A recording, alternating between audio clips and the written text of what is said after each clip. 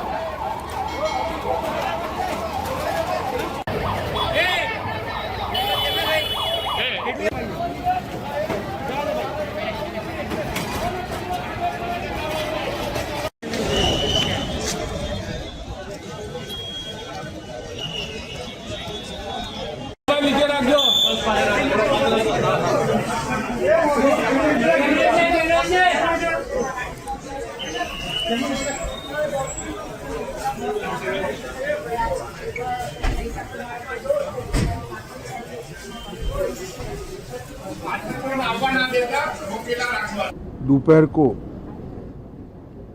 Air India की flight संख्या AI 171 दुर्घटनाग्रस्त हुई और कई पैसेंजर इसके अंदर हताहत होने की संभावनाएं हैं। इस घटना से पूरा देश क्षुब्ध है और पूरा देश एक साथ पूर्ण संवेदनाओं के साथ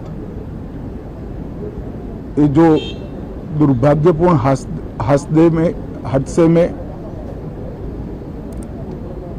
पैसेंजर हताहत हुए हैं, इनके परिजनों के साथ खड़ा है। सबसे पहले मैं भारत सरकार, गुजरात सरकार, भारत सरकार के प्रधानमंत्री जी और गुजरात सरकार की ओर से भी जो लोग हताहत हुए हैं, इनके परिजनों के प्रति गहरी संवेदना व्यक्त करता हूं। 10 ही मिनटों में हादसे के भारत सरकार के पास सूचना पहुंची। तुरंत ही मैंने मुख्यमंत्री जी, यहाँ के गृह मंत्री, होम डिपार्टमेंट के control room, civil aviation department, civil aviation मंत्री, सभी से संपर्क किया। प्रधानमंत्री जी का भी तुरंत ही फोन आ गया और भारत सरकार और गुजरात सरकार के सभी डिपार्टमेंट एक साथ होकर राहत और बचाव कार्य में लगे। इस विमान में कुल मिलाकर 230 यात्री देश के और विदेश के और 12 क्रू मेंबर सवार थे। इसमें से एक यात्री का बचने का अच्छा समाचार मिला है, मैं उनको मिलकर आया हूं। मृत्यु का आंकड़ा तो DNA परीक्षण और यात्रियों की पहचान के बाद ही अथॉरिटी अधिकृत रूप से घोषित करेगी, मगर जो यात्री बचा है उसको मैं मिलकर आया हूं। घटना के तुरंत बाद गुजरात सरकार ने बहुत त्वरा से डिजास्टर मैनेजमेंट की सारी इकाइयों को अलर्ट करते हुए, चाहे हेल्थ डिपार्टमेंट हो, चाहे फायर ब्रिगेड हो, चाहे पुलिस विभाग हो, भारत सरकार की भी सीएपीएफ को संपर्क कर सभी ने एक साथ मिलकर राहत और बचाव का कार्य चालू किया, मगर 1.25 लाख लीटर ईंधन विमान के अंदर ही था और लगभग गर्मी तापमान इतना ऊंचा हो गया कि किसी को बचाने की मौका ही नहीं मिला। अब मैं घटना स्थान पर भी जाकर आया हूं। सारे यात्रियों के मृतदेह को बाहर निकालने का काम लगभग समाप्त हो चुका है।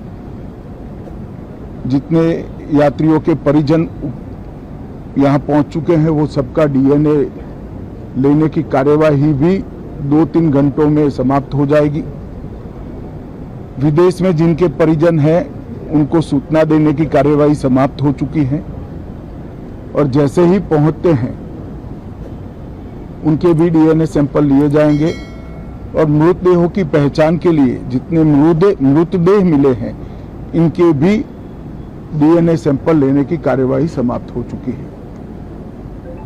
गुजरात में ही लगभग 1000 के आसपास डीएनए टेस्ट करने पड़ेंगे। ये सभी टेस्ट करने की क्षमता गुजरात में विकसित है, तो डीएनए टेस्टिंग के लिए कहीं गुजरात के बाहर जाने की जरूरत नहीं पड़ेगी। गुजरात की एफएसएल और नेशनल फॉरेंसिक साइंस यूनिवर्सिटी दोनों मिलकर कम से कम समय में डीएनए का परीक्षण पूरा करने के बाद परिवारजनों को अपना मृतदेह परिजन का मृतदेह सौंपने का काम करेंगे। उनके रहने की सुविधा, उनकी सांत्वना की सुविधा, जिनको मेडिकल प्रॉब्लम ट्रॉमा के कारण हुए इनकी मेडिकल की सुविधा, ये सारी व्यवस्था बहुत सुचारू रूप से हो चुकी है। अभी रिव्यू मीटिंग में सारी व्यवस्थाओं को हम सब मंत्रियों ने साथ में मिलकर देखा है। एविएशन डिपार्टमेंट ने अपनी जांच शुरू कर दी है और जांच तेजी से आगे बढ़े इसके लिए भी एविएशन मंत्री जी ने सूचनाएं दी है। मैं फिर से एक बार राहत काम में जिन एजेंसियों ने त्वरा के साथ बचाव और राहत का काम किया वो सभी का धन्यवाद करना चाहता हूं और फिर से एक बार जिन्होंने अपने परिजनों को गंवाया है, हताहत हुए हैं, वो सभी को मनपूर्वक संवेदनाएं व्यक्त करता हूं। मैं एक बात जरूर कहना चाहता हूं कि ये एक्सीडेंट है, एक्सीडेंट को कोई रोक नहीं सकता, परंतु 365 दिन 24 घंटा इस तरह की घटना के लिए प्रशासन का जो अलर्टनेस है उसकी कसौटी उसी वक्त होती है जब ऐसी घटनाएं होती है।